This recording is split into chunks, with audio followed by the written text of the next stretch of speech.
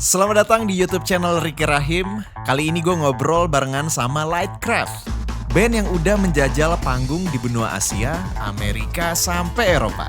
Di video ini, gue bersama Lightcraft membahas tentang perubahan musik mereka di single terbaru Don't Fight This Feeling, dan juga gimana perjuangan mereka untuk bisa tampil di luar negeri.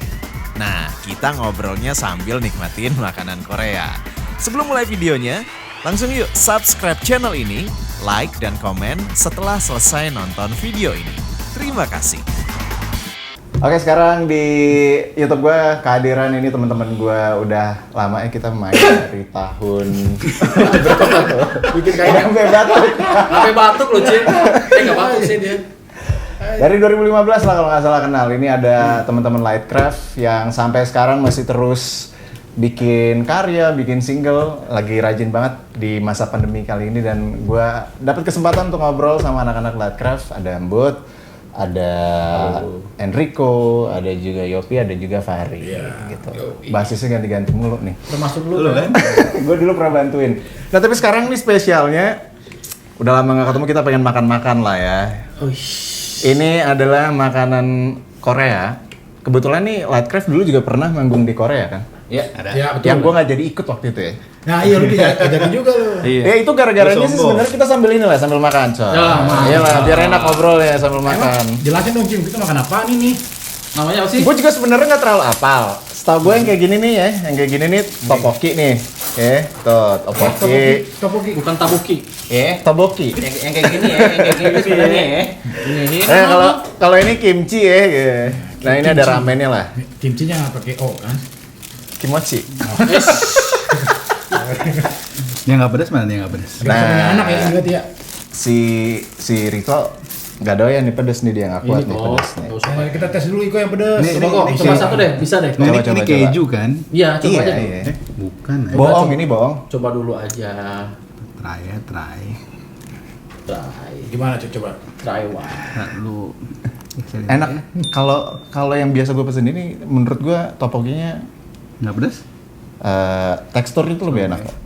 Itu rice cake kan ya berarti ya? Iya bang. Cini apa namanya? Mandu. Nggak bisa punya anak ya? Mandu. Kalau lu lihat di rekornya tadi dia sempat ngomong kan Oh gitu. Gak ditanggepin bro. Gak ditanggepin bro. Ya, gimana? Enak nggak topokinya? Belum dicoba. Lapar bang. Ini nih yang pedes, nggak tahan pedes duluan. Agak pedas sih. Ini apa nih? Mandu. Ya, lu pakai ini coba. Serem, Bay. Kagak manis. Nah, ini gitu. Ya elah, cuma pentil doang. Gue cobain kimchinya.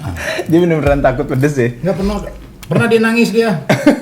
Dia dulu ikut lomba apa ya, makan makanan gitu. Gue tuh terakhir lagi nonton Netflix ya, tentang apa gitu makanan pedes, sama katanya filosofinya buat orang ngadepin pekerjaan gitu, tantangan hidup itu bisa diukur lewat gimana lo mengatasi makanan pedes gitu. Maksudnya ketahanan kita. Iya, maksudnya dengan lo makan pedes tuh lo dapat ada filosofinya kayak gitu. Kalau lo bisa menghandle makanan pedes di apapun ya di dalam hidup lo tuh, lo juga punya spirit yang sama kayak gitu. Bohong ya. Jadi kalau lu kesepian bisa di handle. Nggak, maksudnya gitu juga. Kalau di Lightcraft kan gue juga liat kan kayak gitu ya. Lo kan perjuangannya nggak bisa dibohongin lah, anak-anak Lightcraft ini kan lo bisa manggung di luar negeri itu kan bukan cara yang mudah juga gitu kan. Ini ada sausnya. But Silakan dipakai. Dia lagi ngomong. Yang setahu gue, udah santai nggak apa-apa. Maksud gue kan si Imbut pernah cerita gitu, lo kan sampai nge-apply ke berbagai macam acara dan segala macam. Nah itu sebenarnya kenapa sih lo pada ngelakuin effortnya kayak gitu? Kenapa sih?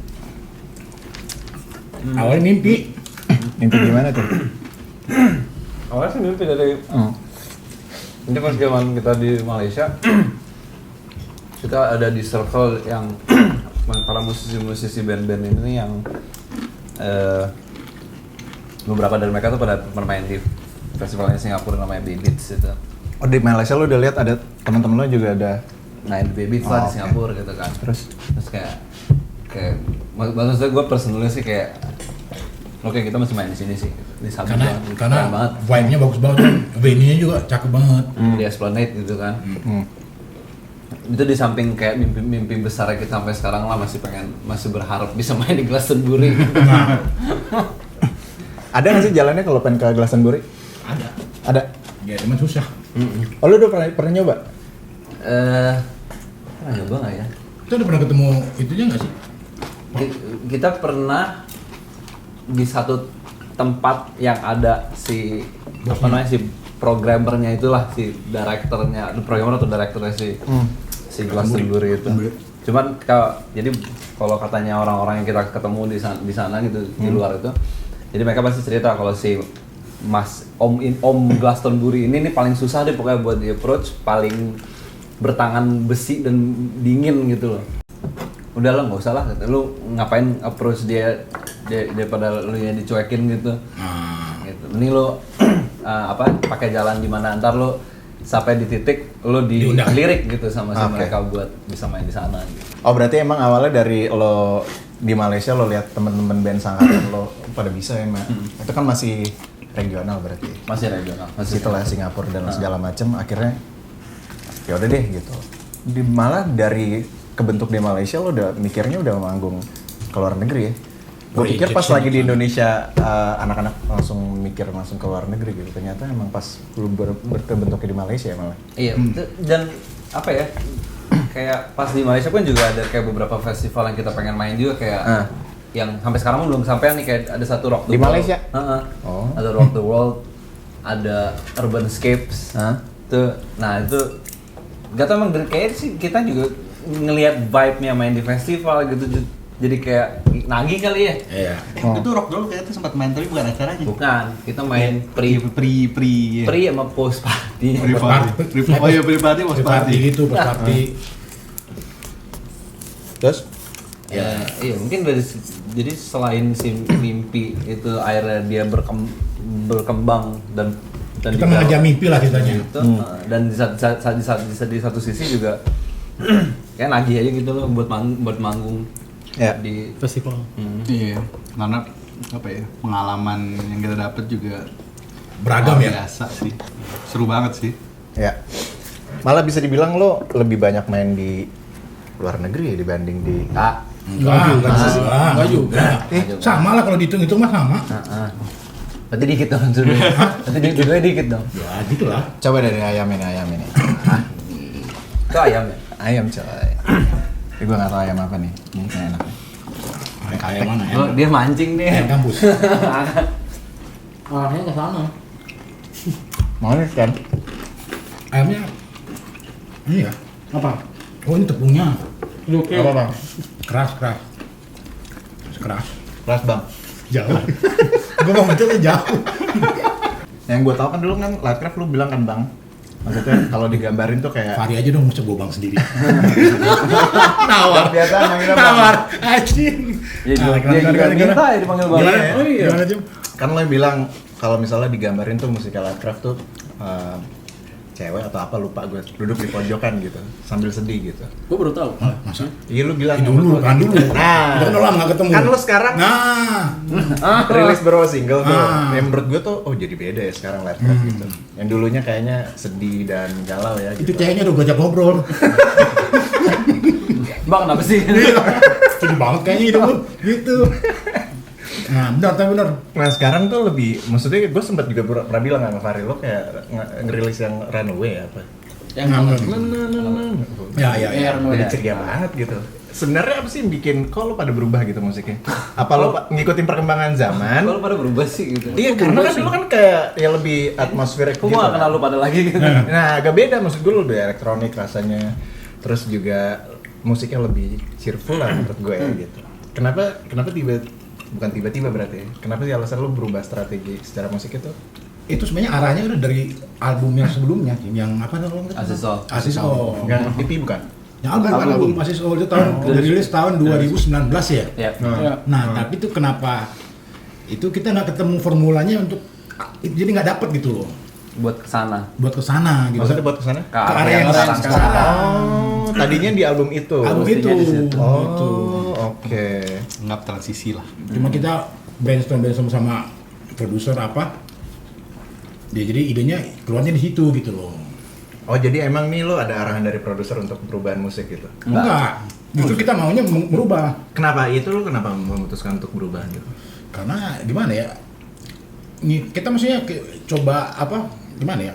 Zaman kan berganti nih. Ya. Nah, kita mencoba menyesuaikan dengan arah itu gitu, tapi tetap dengan ada warna-warna dari kita juga. Tapi sebenarnya ini sih, maksudnya kalau dari perspektif personal gue kayak setiap band tuh pasti ada Fase di mana mereka pasti ada entah dia evolve atau dia entah dia evolusi atau revolusi gitu. Nah si Lightcraft dengan udah berapa 16 tahun gitu kan. Wih gila, udah mau masuk SMA tuh. Udah masuk SMA. Nah, ini boleh 12 tahun. Udah boleh. Terus? Jadi si dan kayaknya sih emang udah saatnya aja gitu, emang kita udah oke, ini saatnya kita udah move on to the next step gitu loh, si Lightcraft move on to the next level lah gitu. Apalagi dengan emang kita udah emang targetnya dari sisi musiknya kan emang mau ngejerek dari si album 2019 Asis Soul itu kan udah ke sana gitu kan. Ya. Jadi dan apa namanya ya udah pas kita ketemu, kita obrolin lagi Plus dan kita akhirnya kerja sama beberapa produser berbeda nih kan buat nyanyi single. Ya. Nah ini nih gitu, arahnya udah pas nih ketemu nih gitu. Terus mau ke situ. Dan itu lo pada happy musiknya kayak sekarang gitu. Banyak ini sih orang komen juga, kok jadi seger ya si Lightcraft gitu.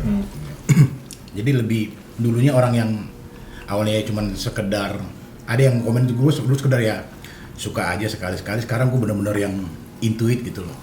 Sebenarnya lebih ini sih, maksudnya kalau dari sisi ambience lah gitu, katakanlah kalau misalnya dulu lebih melankolis, sekarang lebih hopeful, lebih cheerful gitu.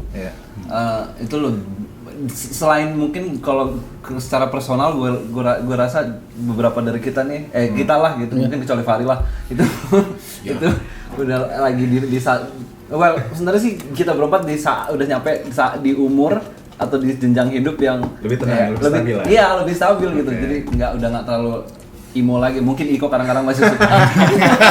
Masih ke baper ya. Ke cewek ya. Cuma asal jangan ada yang matain hatinya. iya. Atau jangan nyenggol ke hati lah. Iya. Dan apa ya?